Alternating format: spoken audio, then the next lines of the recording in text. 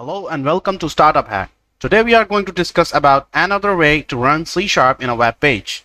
If you have been a .NET programmer for a few years, you have seen some remarkable changes in ASP.NET become modular and modern.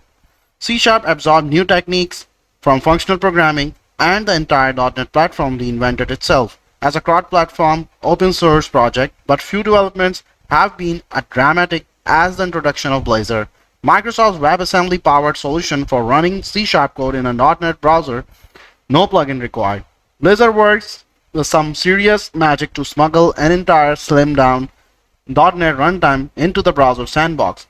Compatibility is flawless, download sizes are light, and performance is excellent.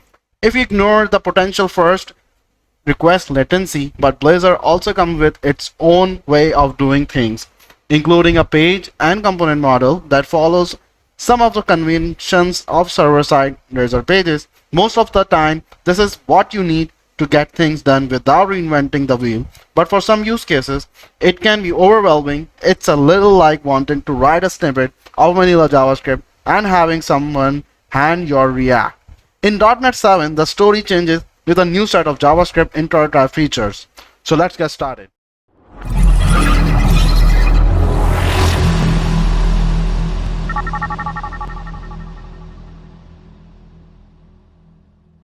So today's agenda is: number 1, what are the key ingredients? Number 2, getting started with C# utility functions. So let's dig in. Do you want to earn $100,000 a year? Do you want to become a software developer within just 3 months?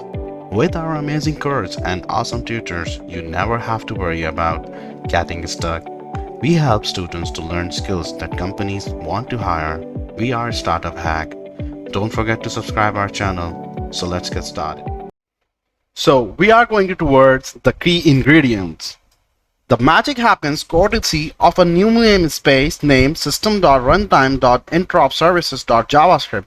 It holds two basic building blocks. The JS attribute. Use this to expose a C# method to the JavaScript web page. The JS import attribute. Use this to give C# access to a JavaScript function in a web page. There are few more ingredients you will use eventually, like JSException, which wraps JavaScript exception so they can bubble up to your C# code, and JS Marshal AS attribute T to control type conversion. Here's a 10,000-foot view of how the interop attributes work. Okay, now getting started. Let's say you have some C# utility function that JavaScript needs to use. First, make sure it's a static function that's requirement. Then decorate with JSExport like this. This indicates that you want to create a JavaScript wrapper around the getProductURL method. To actually register the method and create the wrapper, .NET uses some boilerplate like this. Once done, you can easily call the C# method from the JavaScript like this.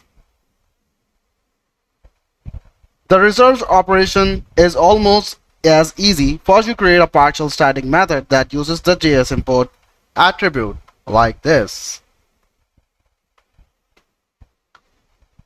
This method matches the signature of the JavaScript functions you want to use, but it doesn't contain any code.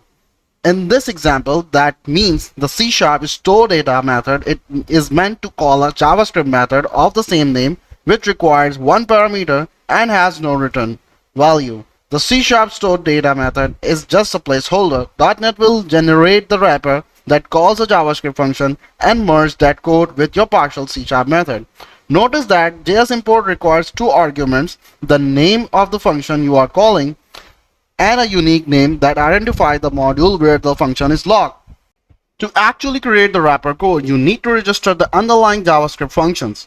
The preferred convention for doing that is still evolving, but you have the choice of using setModuleImports, a JavaScript method provided by the all-powerful .NET JS library, or calling the JS host.import async helper method from the system.runtime.interop-service.javascript namespace. So here's the code. Once you have registered your functions, exposing C# functions to the JavaScript universe and JavaScript functions to C#, all the grunt work happens behind the scenes. The browser grabs the WebAssembly libraries that power the browser hosted version of .NET in the background, and everything works just as seamlessly as in Blazor. You can check it out on the Network tab of the Chrome Developer Tools, where you will see that all the .NET assemblies are quietly loaded. Here you can see the libraries. Thank you for watching this video.